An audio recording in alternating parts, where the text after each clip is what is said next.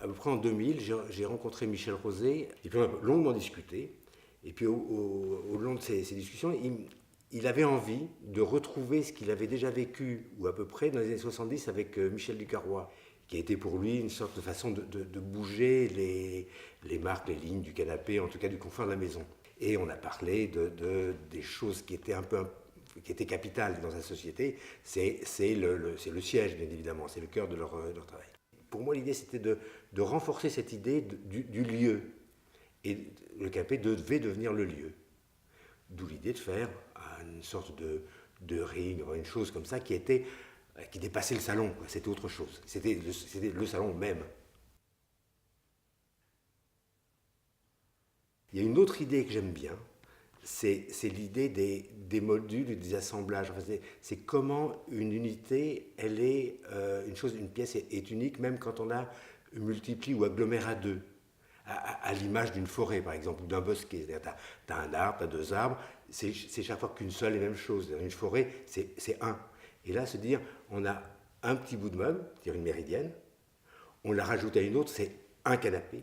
On rajoute à une autre pièce, c'est-à-dire un grand canapé, et on rajoute encore à une autre pièce, c'est un grand ring ou un lit ou je sais pas quoi. C'est l'idée que c'est toujours une seule pièce. Pour moi, la question de la relation à l'autre, dans les objets et dans notre travail, c'est toujours au cœur des préoccupations.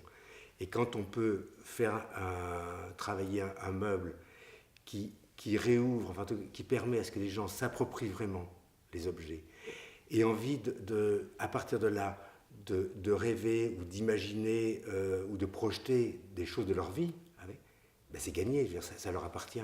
C'est plus une simple banquette qui va servir seulement à regarder la télé ou à être en face de quelqu'un d'autre et boire le thé. On peut imaginer des façons de vivre avec.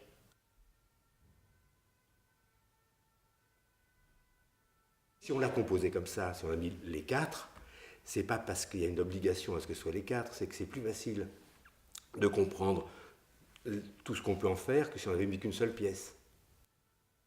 Je trouve que la forme a beaucoup d'importance. Il faut que la forme naisse de l'intérieur et soit pas un assemblage d'éléments qu'il constitue.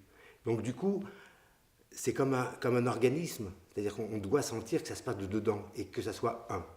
Et comment on fait que ce soit un? Il faut qu'effectivement on oublie la façon dont c'est construit, ou en tout cas ça ne se voit plus. Et là, par exemple,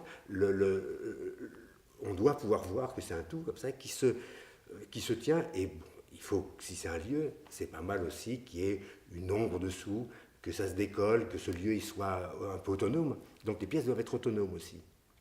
Autonomes, entières, une.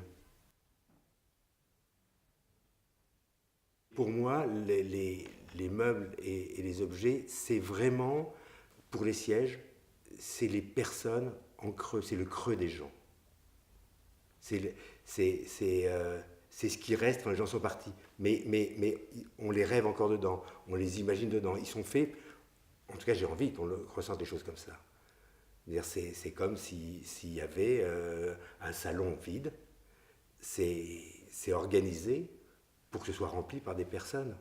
Je crois que c'est Robert Wilson qui a une collection de sièges, et pour lui, ces sièges, ce sont des personnes, quoi. C'est des scènes de théâtre, oui.